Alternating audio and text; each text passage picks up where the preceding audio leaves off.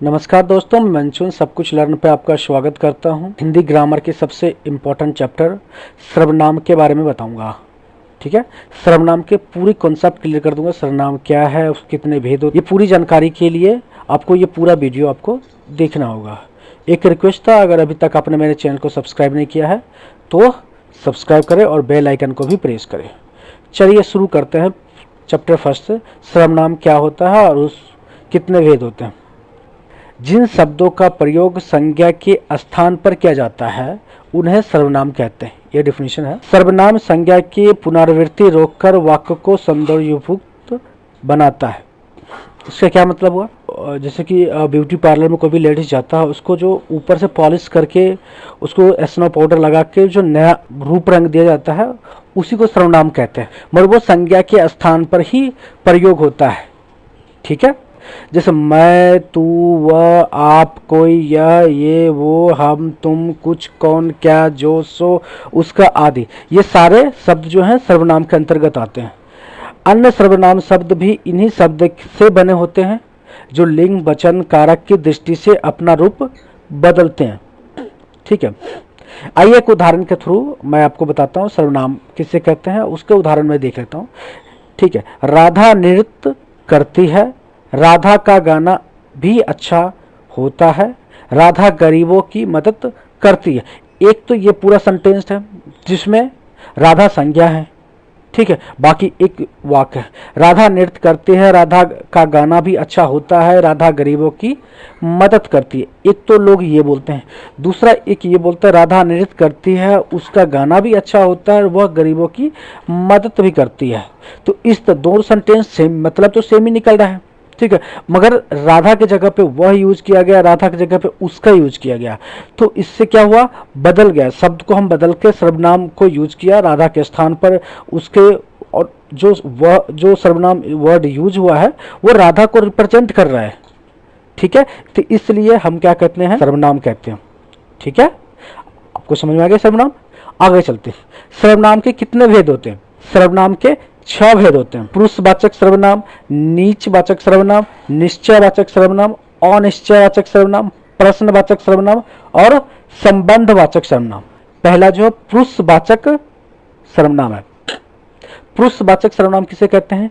जिन सर्वनाम शब्दों का प्रयोग वक्ता द्वारा खुद के लिए या दूसरों के लिए किया जाता है उसे पुरुषवाचक सर्वनाम कहते हैं।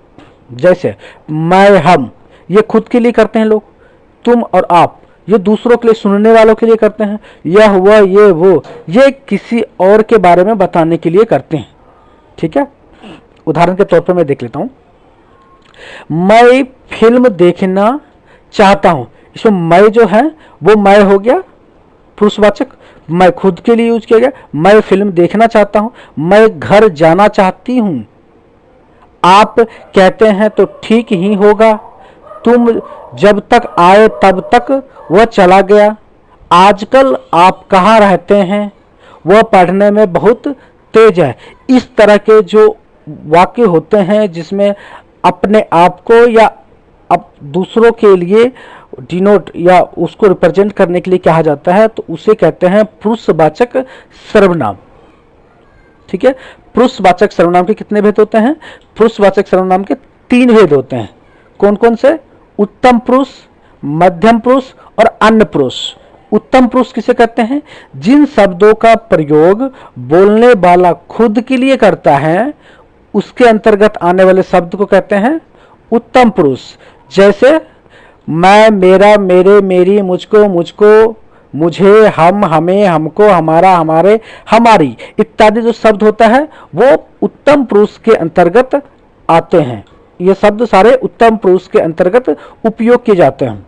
ठीक है, जैसे मैं फुटबॉल खेलना चाहता हूं, हम दो, हमारे दो, तो इस तरह के उत्तम पुरुष के अंतर्गत आते हैं। अब आता है मध्यम पुरुष। मध्यम पुरुष किसे कहते हैं? जिन शब्दों का प्रयोग सुनने वाले के लिए किया जाता है इसके अंतर्गत तुम, तुझे, तुझको, तेरा, तेरी, तेरे, तुम, तुम्हें, तुमको, तुम्हारा, तुम्हारे, तुम्हारी, आप आदि जो शब्द है वो मध्यम पुरुष के अंतर्गत आते हैं। ठीक है, जैसे कि तुम बहुत अच्छे हो। ठीक है, तो इस तरह के जो वाक्य बनते हैं वो किसी और को सुनने वालों के लिए किया जाता है, उसको कहते हैं मध्यम पुरुष सर्वनाम। ठीक है, जिन शब्दों का प्रयोग किसी तीसरे व्यक्ति के बारे में बात करने के लिए होता है उसे कहते हैं अन्य पुरुष पुरुषवाचक सर्वनाम। इसके अंतर्गत कौन कौन से शब्द आते हैं? यह, वह, ये, वो आदि आते हैं। इनमें व्यक्तिवाचक संज्ञा के उदाहरण भी शामिल हैं। नीचवाचक सर्वनाम, जिन शब्दों का प्रयोग वक्ता किसी चीज को अपने साथ दर्शाने या अपनी बताने के लिए करता है वे नीचवाचक सर्वनाम कहलाते हैं। जैसे कि मैं अपने कपड़े स्वयं धो लूंगा, मैं वहां अपने आप चला जाऊंगा। तो ये सारे शब्द क्या है? नीचवाचक सर्वनाम है। इसमें क्या हो रहा है कि जो वक्ता है खुद के लिए, स्वयं के लिए, और अपने आप का प्रयोग कामों को खुद से जोड़ने के लिए कह रहे हैं। ठीक है, जहां आप शब्द का प्रयोग श्रोता के लिए हो वहां यह आदर सूचक मध्यम पुरुष होता है, और जहां आप शब्द का प्रयोग अपने के लिए हो वह नीचवाचक होता है। निश्चयवाचक सर्वनाम, जिन सर्वनाम शब्दों से किसी वस्तु, व्यक्ति या स्थान की निश्चितता का बोध हो वे शब्द निश्चयवाचक सर्वनाम कहलाते हैं।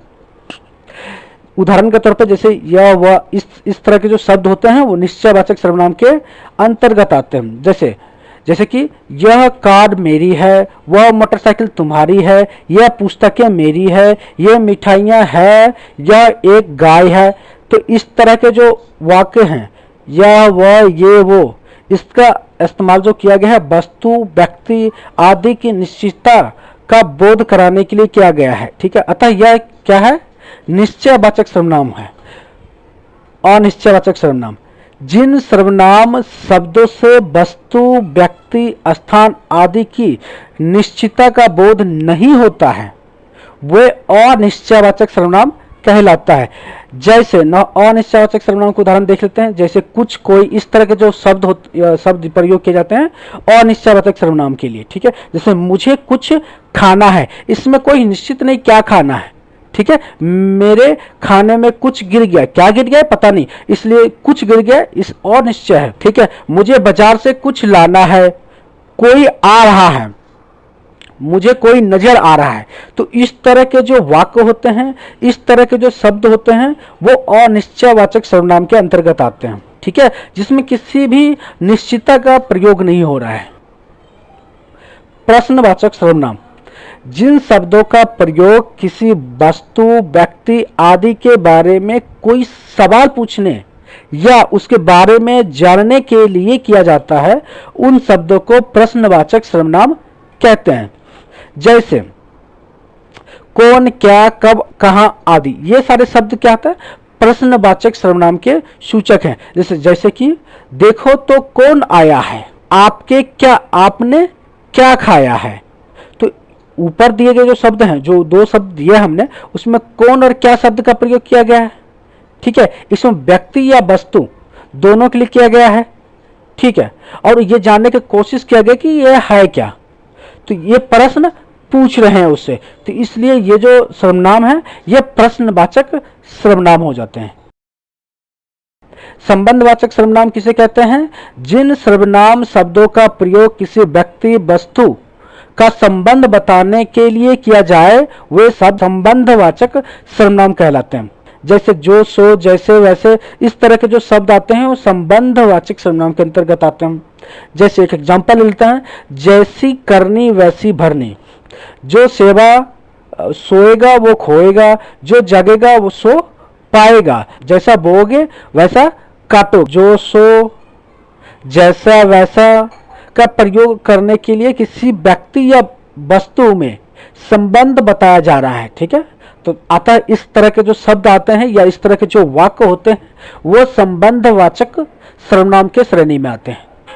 ठीक है, ये संबंधवाचक सर्वनाम के छठे वेद थे। अगर वीडियो आपको अच्छा लगा है तो इसको लाइक करें और शेयर जरूर करें। ठीक है, और सर्वनाम से रिलेटेड अगर कोई आपका सवाल हो या भी कोई सुझाव हो तो कमेंट बॉक्स में ज़रूर डालें। मैं आपके कमेंट का इंतज़ार करता हूं, ठीक है, और आपके हर कमेंट पर मेरा जवाब होगा। ये वीडियो देखने के लिए आपको धन्यवाद। Thank you.